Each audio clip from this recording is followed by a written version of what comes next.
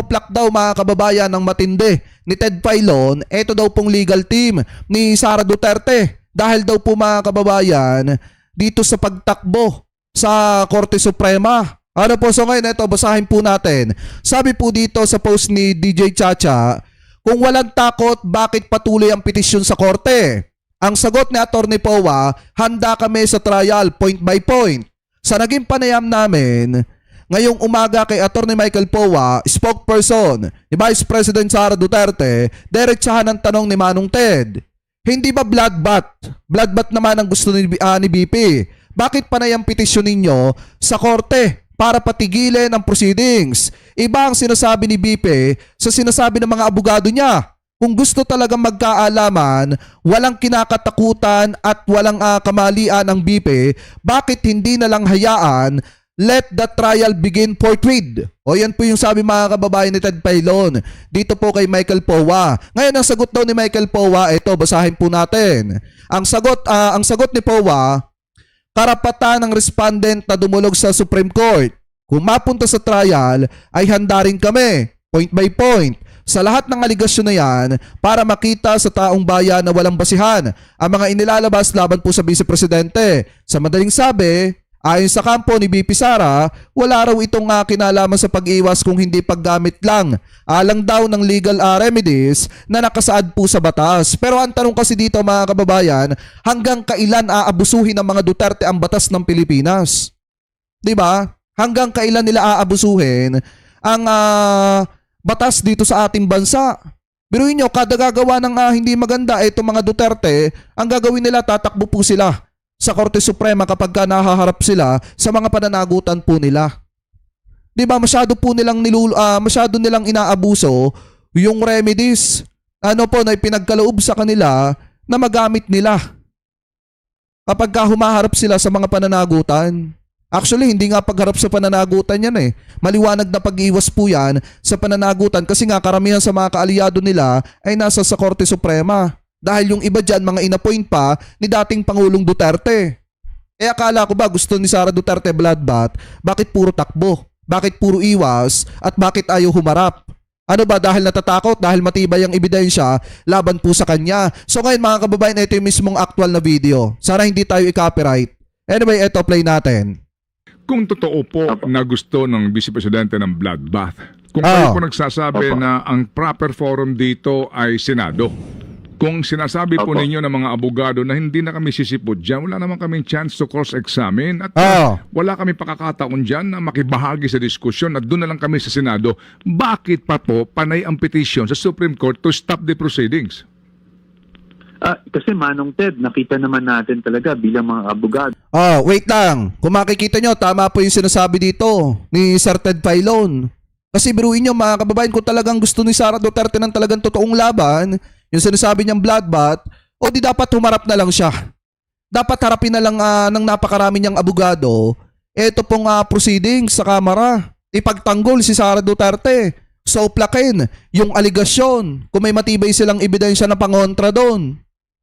Ang problema kasi mga kababayan, wala eh. Sa dami ng abogado ni Sara Duterte, ni isa wala man lang naglakas ng loob na ipagtanggol etong si Sara Duterte sa Kamara. Para saan pa ibinabayad sa inyo? Diba? Anyway, tuloy pa natin. Though we have to protect the rights of our client. At pag nakita natin na may mga labag sa aming pananaw, no? Sa aming pananaw, we have to remember, we're advocates. Sa aming pananaw, may paglabag sa konstitusyon. They are already exceeding whatever jurisdiction is vested upon them sa Constitution, trabaho rin naman po namin na dumulog sa Supreme Court. Hindi lang para sa Vice Presidente, of course, but for all impeachable officers in the future, kung pwede ba itong ginagawa nila. Ngayon, diba? as I said, hindi naman din natin. Hindi, ang katotohanan dyan, sinasamantala nyo yung proseso ng batas. Masyado ninyong binabastos at niyuyurakan yung proseso ng impeachment. Diba mga kababayan, kasi saglip na harapin nyo, ang ginagawa nyo, tumatakbo kayo sa Korte Suprema ng paulit-ulit. Natin alam kung anong magiging desisyon ng Supreme Court. So, kung yan man ay maging pabor sa atin o hindi maging pabor sa atin, respetuhin po natin yan. At kung, of course, I don't want to speculate, pero kung yung cameraman ay magdesisyon na iakyat yan sa Senado for trial, we're also ready for that eventually. But sa amin, we are not trying to suppress anything. Pero I think kailangan din namin bilang abogado na protektahan talaga yung rights ng aming kliyente, lalong-lalo na pag nakikita namin na may infirmities, no, dito sa ginagawa nila. Kasi, for example, Manong Ted, ang So ibig sabihin, Attorney Michael Powa, wala kang bilib kay Sara Duterte. Kasi iba yung sinasabi ni Vice President Sara Duterte sa sinasabi ng mga abogado niya. Kasi biruin nyo, sinasabi ni Sara Duterte, gusto niya ng bloodbath. 'Di ba? Prepared na sila. Napakarami ng abogado niya. Pero ang sinasabi niyo naman, kailangan niyo protektahan yung client ninyo, kaya ang ending hindi niyo pinapaharap doon sa kamera. At mas pinipili ninyo mga kababayan na hintayin na lamang na ma-impeach etong si Sara Duterte diyan po sa kamera nang ma-transmit na yung article of impeachment diyan sa Senado. At mas pinipili niyo rin na umiwas ng umiwas at tumakbo ng tumakbo at magsumbong doon sa Korte Suprema. 'Di ba? Magkaiba ang sinasabi nila mga kababayan. Iba ang sinasabi ni Sara at iba ang sinasabi ng legal team nila kasi nga booking na po si Sara Duterte, yan yung katotohanan diyan. ang pinag-uusapan lang dapat natin, hindi pa pag impeachable offense, ay yung years kung saan ina-occupy ng impeachable officer yung opisina, which is 2022 to 2025. Pero nakita naman natin dito na mula 2006, I think, to 2005, yung mga records na pinasasabina, which is no longer relevant really kung talagang impeachment ang hangarin natin dito. Well, siguro sa kabilang kampo naman, relevant yun kasi nga gusto namin makita yung pattern. Tama. Diba? We would like... At saka nasa proceedings na nasa tamang proseso na mga kababayan, nasa due process na. Kasi yung iba baka sabihin, hindi nyo naman din nasa due process yan kasi hindi ninyo binigyan ng pagkakataon na makapagpaliwanag si Vice Presidente. Hindi mga kababayan Kita nyo ba nung isinasagawa yung impeachment proceedings? Yung pagkumpirma ng probable cause, ilang beses pong tinawag si Sara Duterte kung umatin ba sa pagdinig o hindi. Kaso ang problema, hindi po dahil nga puro takas ang ginagawa ng ating Vice Presidente. like to lay the predicate, ika nga, na kung saan ang gagaling yung deklaradong yaman. I mean, for the other side. Tama. But anyway, so bottom line dito po, ang binabanggit nga po ng iba, no? Sorry po, attorney, ito lang ho. Okay lang po. Ang sinasabi nila, kasi iba ang sinasabi ni VP Sara sa ginagawa niya at ng kanyang mga abogado. Tama. Panay gusto ninyo ng hearing, gusto niyo ng trial, pero kinokontra nyo naman. Yun lang po yun, basically po, at yan nga po yung tugon dyan. So sa lahat ng ito na nakikinig sa atin, sige po, ano po ang inyong mensahe so far this morning po, doon nga sa argumento na kung gusto nyo talagang magkaalaman, wala kayong kumbaga kinatatakutan dito, buo ang inyong loob na walang ginawang kamalian ng Vice Presidente once and for all, wag na kayong kumontra, let the trial begin forthwith. Tama. Di ba mga kababayan? Wait lang, cut na natin dyan. Tama yung sinasabi doon ni Manong Ted na kung talagang si Sara Duterte walang ginawang kasalanan, wag na silang kumontra. Hayaan nilang magkaroon ng trial mga kababayan. Hayaan nilang matapos ng Kamara ang trabaho ng Kamara. Ano po patungkol dito sa proseso ng impeachment ni Vice President Sara Duterte. At saka kung walang kinakatakutan ng ating Vice Presidente, much better harapin niya kaysa takasan niya ng takasan. Ano po, mas maganda kaysa bago siya umalis ng Pilipinas o kaysa umalis siya ng Pilipinas, mas magandang humarap na lang siya sa mga trial, sa mga hearing mga kababayan para nang sa ganon, maipagtanggol niya at madepensahan niya yung kanyang sarili. Mahirap naman yung sasabihin mo, napakagaling mo, napakatapang mo, pero pagdating sa pananagutan, takbo ka ng takbo. Ano po, pagdating sa pagsagot sa mga aligasyong ibinabato sa'yo, takbo ka ng takbo. Ano po mga kababayan? So ngayon, ituloy pa natin itong usapin natin na ito dito po sa komento ni Atty. Jesus Palsis patungkol po sa 6.7 billion na transaksyon na naiugnay sa pamilyang Duterte mga kababayan. So ito, i-play po natin. Sentro ng mga balita kahapon ng mag-amang dating Pangulong Rodrigo Duterte at Vice President Sara Duterte. Hingid natin ang opinyon ng kilalang political analyst na si Atty. Jess Falsis. Magandang gabi po, Atty. Falsis, at welcome back sa Arangkada Balita. Good evening, sir. Good evening sa lahat ng mga nakikinig. Yes, Atty. Jess, ayun ba yung bloodbath nating ina-expect dito sa pangalawang clarification hearing? Tingnan nyo More than. Hindi na siya bloodbath Ano na siya? Massacre or multiple homicide. Kasi there were 3 to 5 hits na major damage to VP Sara. Especially because she was not there to controvert it. Kung nandun man lang siya, at least sana na-deflect niya yung ilan or yung iba. Pero dahil wala siya, ayaw niyang magpakita, ayaw niyang sumagot, ayaw niyang i-face yung accountability mechanism na impeachment. Talagang the blows yesterday were just really bloody. Tama. And as expected, At saka ang pinakamatindi doon mga kababayan, wala man lang kahit isa na abogado niya na pumunta doon para ipagtanggol itong si Sara Duterte. Kaya ang ending, saglip na malinis si Sara Duterte na mabilis yung pangalan niya, mas lalo siyang nabaon mga kababayan sa katotohanan na nagnakaw siya at protector siya ng sindikato. Ano po, anyway, tuloy pa natin. no, tinatanggi ni VP ang mga ito, no? Through, paano nga ba niya, hindi siya nagpapa-interview ba? Oo, hindi siya Nagsi-statement. Oo, kumbaga hindi siya Nagsi-statement. sumipot sa Kongreso, pero nagpa-presscon yung kampo niya. Opo, akala ko nga hindi siya magsi-statement at all kasi kaninang umaga tungkol lang sa Travel Authority. So akala ko parang last week, ang titirahin lang niya yung mga surface issues o yung shallow issues. Pero at least nagkaroon siya ng second statement na talagang dinidepensahan niya yung sarili niya na wala naman daw talaga siyang ill-gotten wealth at kung ano mang na meron siya sa bank accounts niya, talagang pinundar niya mula sa hirap. But I have to note quickly, no, before I delve doon sa kanyang mga sinabi sa kanyang statement outside of her lawyers, sinabi niya doon na pinupolitika lang daw siya ng administrasyon dahil umalis siya sa gabinete. At kaya siya umalis sa gabinete at kaya daw siya pinag-iinitan, dahil hindi daw siya pumirma sa isang budget na hindi daw niya kayang ipagtanggol.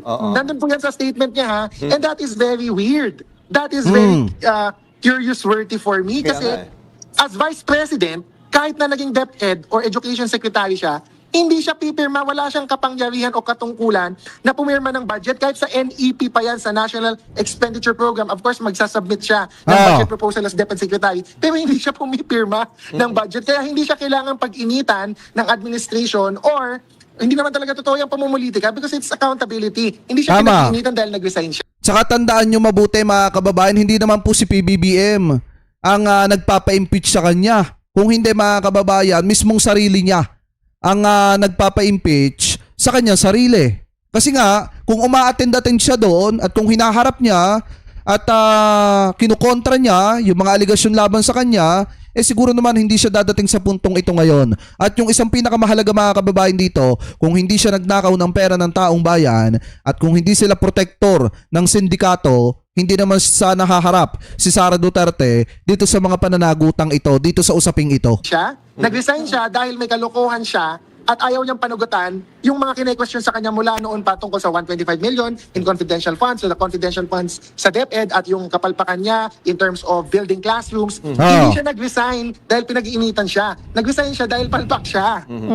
And yun nga, talagang napakalaking halaga ng mga narinig natin na kaperahan kahapon, na tumataginting na almost 7 billion pesos. Diba? 6.7 billion ang inflow at outflow raw na dumaan sa kanyang accounts, yung mga transaksyon niya. Ano po ang masasabi niyo dito? Opo, ang 6.7 billion, kahit pagbigyan natin si VP Sara, let's be objective and fair. Meron dun sa 6.7 billion outflow. So tingnan lang natin yung inflow kasi kapag inflow, ibig sabihin meron kang in-encash na manager's check tulad ng aligasyon ni Senator Trillanes from Sammy Uy, who is allegedly a drug lord, or merong bank transfer, may pumasok sa bank account mo. So tingnan natin yung inflow. Sa inflow, mga 3 to 4 billion ang pumasok sa kanyang account at yung outflow is just generally around 1.9 billion. So meron pang natitira na hindi lumabas sa bank account, hindi nagkaroon ng outflow na mga around 2 billion. So, yun yung... Di sa madalit salita mga kababayan, bilyonaryo nga etong mga Duterte. Hindi simple ang pamumuhay, gaya ng sinasabi ni dating Pangulong Duterte. Kasi etong pinag-uusapan natin, eto take note para maintindihan nyo mga kababayan eto po pinag-uusapan natin, hindi po ito yung kabuuang yaman ng mismong pamilyang Duterte. Ito pong pinag-uusapan natin ay kay Sara Duterte pa lamang. Wala pa yung kay Pulong, wala pa yung kay Baste, wala pa yung kay Kitty Duterte, wala pa yung kay dating Pangulong Duterte. Wala pa yung kina Hanel Tabansenya, kina doon sa isa pa, kay Elizabeth. Mga kababayan, wala pa yon. Ang pinag-uusapan pa lang natin dito, kay Sara Duterte pa lang at kay Man Scarpio. Biruin nyo kung gaano kayaman ng mga Duterte. Kung si Sara nga, bilyonaryo na. Paano pa kaya yung iba mga kapatid niya? Di po ba mga kababayan? Anyway, tuloy pa natin. Smoking gun na sinasabi ni congressman ng ilang mga congressman na hindi magtutugma sa salin kasi una hindi declared, but then even if declared, yung kanyang sinasabi sa salin 88 million lang and yet may inflows of around 3 to 4 billion and then 2 billion doon hindi lumabas sa bank account. Ano lang Oh. yan? Simple mathematics lang yan, Sir Jack and Ma'am Nina, na may inflow na around 3 to 4 billion, tapos may lumabas 1.9 lang, may natitira pa sa bank account na Tama. mga 2 billion. And that cannot be explained by the SALN, that cannot be explained by her legitimate income as a public servant, which we have to note, hindi siya nagkaroon ng private business ever. Hindi siya pwede mag-practice ng law nung kakapasan niya ng bar. Kasi after ng pagkapasan niya ng bar na pinagmamalaki niya, 80 ang grade niya, court attorney siya right after 2005 and then naging vice mayor siya 2007. So lahat ng income ni VP Sara is as a public officer. Si Tama. Attorney Mans Carpio, kahit sabihin natin na yung income ni Attorney Mans, asawa niya, part ng SALN niya at part ng magiging total income niya, with all due respect to Attorney Mans Carpio, tanyag siyang abogado siguro sa Mindanao. Pero hindi siya tanyag na abogado sa buong Pilipinas. So, Tama. kung charge siya ng professional fee, kung ano man kinikita ni Attorney Mans, hindi pwedeng aabot ng billions. Actually, sabi ko nga, kahit manalo ka sa loto, Ngayon ang tanong dyan mga kababayan, kung hindi sapat yung kinikita ng mag-asawang Duterte, ni Sara at saka ni Mans Carpio, doon sa mismong laki ng yaman nila, saan galing yun? 'Di ba? Kung hindi sapat doon sa kinikita ng mga negosyo nila at kinikita nilang mag-asawa sa profesyon nila mga kababayan, ang tanong saan galing yung pera nila? Di natural sa mga sindikato. Sa sindikato at sa kaban ng bayan. Yan yung pinakamatinding sagot dyan. paulit-ulit, parang hindi rin billions Oo, yun, di ba? hindi aabot Or yun. manalo ka sa casino, Oo, di ba? paulit-ulit, di ba? Parang talagang hindi... Masyado hindi, malayo yung figure na yun. hindi mo ma-imagine Oo. as in, pinag-uusapan yan. Kasi nung una, attorney, sinasabi, baka yung 125 million na confidential funds ni VP Sara, Manila kumpara doon sa mga flood control projects. Pero heto ngayon, nakita natin na, sabi nyo nga, to be fair about it, na may 3 billion pa rin, kahit na hindi yung buong 6.7 Tama. billion, na hindi ma-explain, na galing na rin mismo sa AMLAC. So parang, na kaya dapat talaga maimbestigahan ang mga ginawa. At saka lasa ko ngayon, yung pinapakalat nila na mali-maletang pera daw. Wala. Bigla natabunan ng issue mga kababayan ni Sara Duterte. Booking eh. 'Di ba? Sinasabi nila mali-maletang pera o ngayon nag-backfire sa kanila. Kaya pala si Sara Duterte walang mali-maletang pera dahil inilagay pala sa bank account niya. 'Di ba? Kaya pala bilyonaryo. Kahit hindi naman sapat yung kinikita. Diba mga kababayan, ito pinag-uusapan natin kay ano pa lang to, kay Sara Duterte pa lang to. At ako mga kababayan, personally, in my personal opinion sa inyo, hindi po ako naniniwala na yan lang ang pera ni Sara Duterte. Nasa bilyones, nasa 6.7 billion yung pumasok na pera sa kanila. Hindi ako naniniwala na yan lang. Ang paniwala ko dyan mga kababayan, marami pa silang pera pero ibang tao ang nagbibitbit. Diba? Katulad ng ginawa ni dating Pangulong Duterte kay Ramil Madriaga, ginawang dummy account. Ika nga mga kababayan. So possible na kung gawain ng mga Duterte ang dummy account na yan, baka may dummy account din itong si Sara Duterte mga kababayan na pinagpapasukan din nila ng pera. Ano po, kaya napakaliit pa rin yung 6.7 billion na yan na nadiskubre kay Sara Duterte kasi siguro may mga tagong yaman pa si Sara Duterte pero sa ibang pangalan naman. Ano po, anyway, ituloy pa natin. Ng ating ng VP. This is the new generation tungsten steel sling. Wait lang, may ads lang. Anyway, shoutout sa lahat sa mga nakatutok po, sa mga hindi pa nakakapag-like, like po sana natin yung ating live streaming Maraming salamat po. Anyway, tuloy pa natin.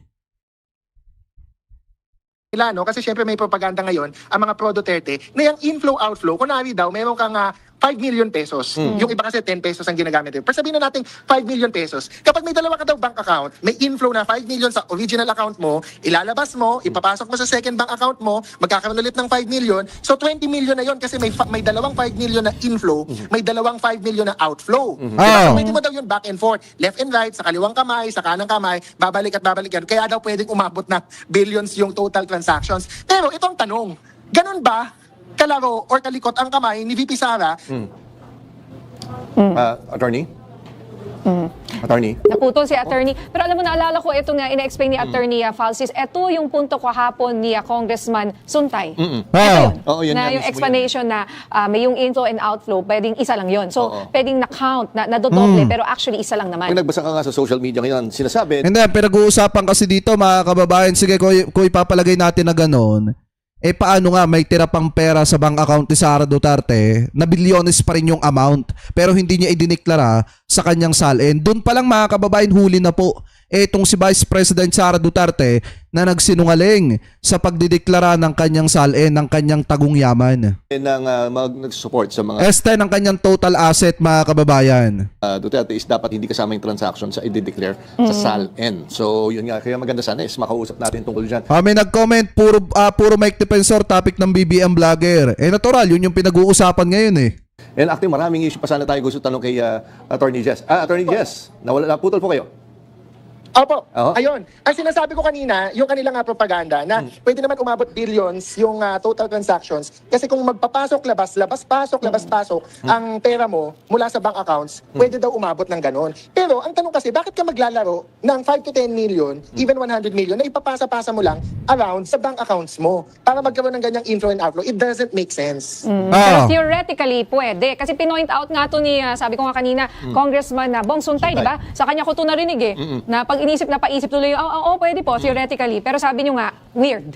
So, it doesn't make sense plus hindi siya tumutugma sa figures kasi ang total outflow is only 1.9 billion. And the total inflows is 3 to 4 if not 4 billion. So again, as I said kanina, may natitirang 2 billion na hindi lumabas sa bank accounts ni VP Sara. Okay? Tama. Maraming salamat, Attorney Jess. At dyan pa lang, mga kababayan, huli na po etong si Vice President Sara Duterte. So gaya nga na po ulit-ulit kung sinasabi, sasabihin ko ulit ngayon, wala na akong pakialam pa sa kung ano pa yung magiging kahihinat na ng impeachment ni Sara Duterte. Sapat na sa akin na napatunayan ngayon sa publiko na talagang protektor ng sindikato si Vice President Sara Duterte at ang kanyang pamilya.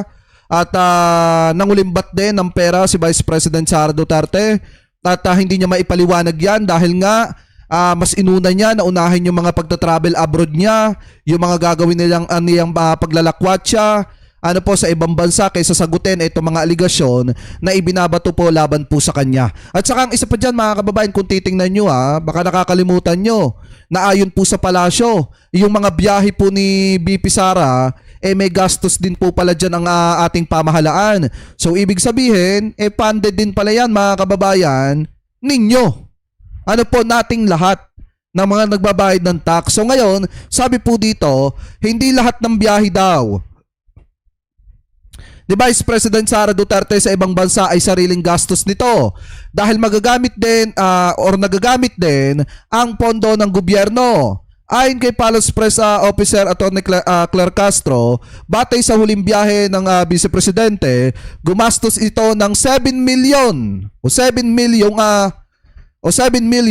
dahil kasama ang kanyang staff at security.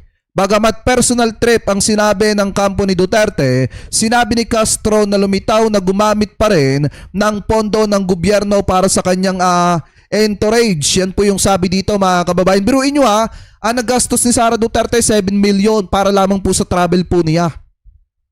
At ang nagbabayad niyan, yung iba. Ang nagbabayad ng iba niyan, ang mga kababayang Pilipino po natin. Ganyan po mag-aksaya ng resources ng pamahalaan ng gobyerno itong si Sara Duterte. So sabi pa dito, basahin pa natin. Sabi pa dito, personal trip niya.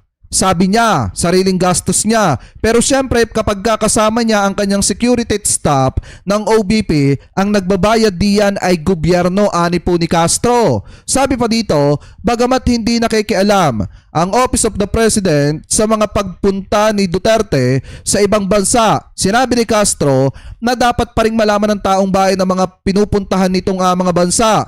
Dahil bilang isang public servant, dapat malaman kung may kapabayaan na ito sa trabaho at ang inaatupag na lamang ay ang pagbabakasyon, mga kababayan.